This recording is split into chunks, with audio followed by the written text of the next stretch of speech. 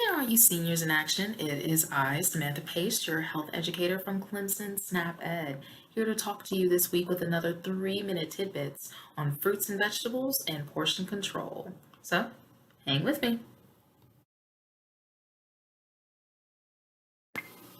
So, the portions that you want to get on a daily basis are going to be 2 to 2.5 cups per day of fruits and vegetables. All right, so that is 2 to 2.5 cups per day.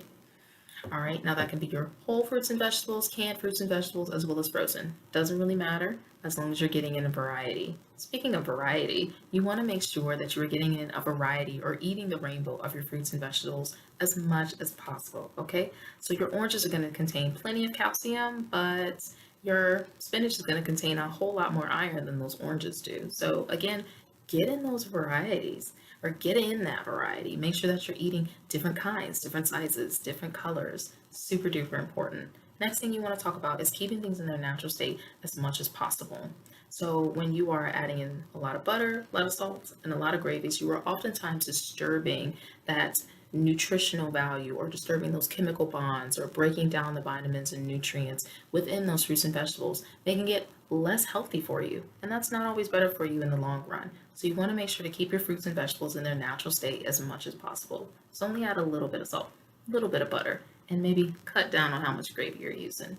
Now, the next thing we want to talk about is those antioxidants. Now, antioxidants essentially is just little things found in fruits and vegetables that are going to help to boost your immune system, all right? So that's going to be great during cold and flu season, as well as right now during COVID. Okay, so remember those antioxidants, which are often found in things like berries, blueberries, raspberries, blackberries, even strawberries, my personal favorite. Now, next thing we want to talk about is, of course, that glycemic index. Now, for those of you who have diabetes, this is kind of something that's always in the back of your mind on a daily basis. Just how much sugar is found within your fruits and vegetables, especially your fruits. Now, when fruit is picked, what time it's picked, how it's prepared, even really changes the amount of sugar that you get within that fruit.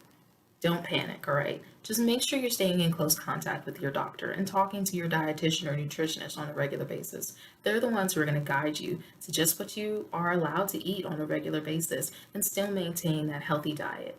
So keep that in mind. Now, the next two things we want to talk about is, of course, the canned versus frozen versus fresh and trying new things. So first off, make sure that if you're using canned fruits or vegetables that they're not swimming in syrup or they're not covered in salt. So choose things that are in their natural juices or choose things that have no salt added. If you can't find those things, make sure that you're not eating as much of those fruits that are swimming in syrup or that you are rinsing off those vegetables that are sitting in those salt baths within those little cans. Okay, so rinse them off. Very important. Now, with the frozen, make sure that they don't have as many preservatives in them. Okay, so preservatives, salt, things like that. Again, keep it in its natural state as much as possible. So if you're getting your frozen vegetables or frozen fruit, make sure to check the nutritional label on the back so they're not high in salts or have a lot of preservatives. And of course, fresh. Fresh is usually the best option, but make sure that you know where your food is coming from, all right? Know what kind of pesticides that they use and always rinse them before you prepare them and before you eat them.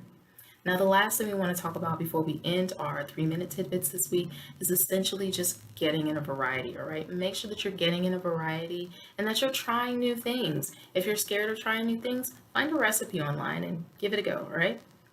So my name's Samantha Pace, and of course, I work for Clemson Snap Ed, and this has been another 3-minute tidbits. Thank you for joining me. Bye, guys.